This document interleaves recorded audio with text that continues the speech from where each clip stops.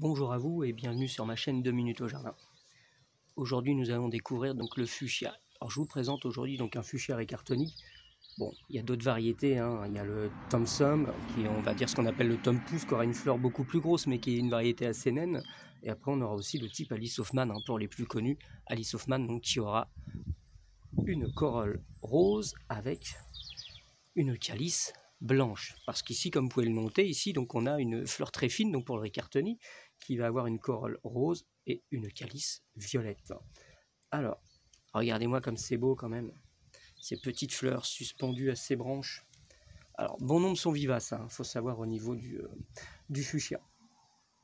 Celui-ci donc le Riccartoni l'est, comme le Tom Pouce, celui que je vous ai parlé aussi tout à l'heure. Alors moi personnellement j'adore cette légèreté et cette souplesse de tige. On peut des fois aussi le trouver sur tige, de façon à ce qu'il ressemble un petit peu comme un mini arbre, au port retombant. Alors quand est-ce que ça fleurit un fuchsia? C'est simple, hein. Du début de l'été jusqu'au milieu de l'automne. En gros on dira, dès l'apparition des premières gelées, il va s'arrêter de fleurir. Alors comment ça se plante? Alors donc il faut savoir donc que cette variété que j'ai sous les yeux, donc ce Riccartoni, est devenue vivace sous nos latitudes, même au nord de la Loire. Eh oui, non pas parce qu'il s'est acclimaté, je pense pas, mais je pense surtout moi au réchauffement climatique.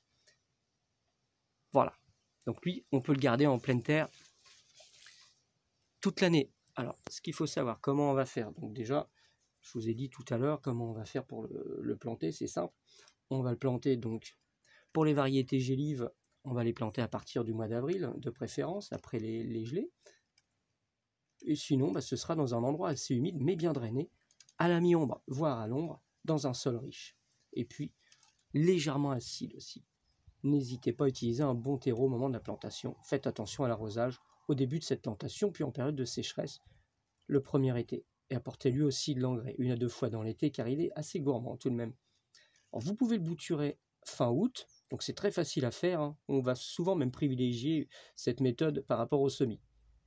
Et quand on fait en fait de la bouture, vous verrez, hein, il fleurira dès l'année suivante, hein. Alors pour ces variétés donc qui sont gélives, non pas comme celui-ci que vous avez sous les yeux pour le Riccartoni, pour les variétés gélives, et donc il faudra en fait les rentrer l'hiver sous abri.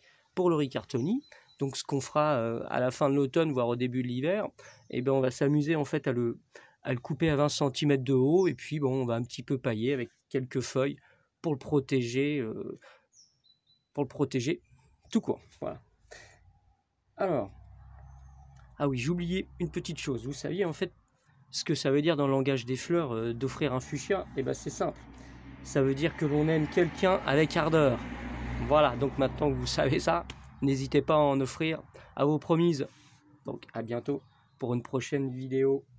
Et n'hésitez pas, vous avez le droit de vous abonner, vous avez le droit de liker, vous avez le droit de partager. Et puis vous avez le droit aussi de faire un petit commentaire, il n'y a pas de souci. Au revoir et à bientôt pour une prochaine vidéo.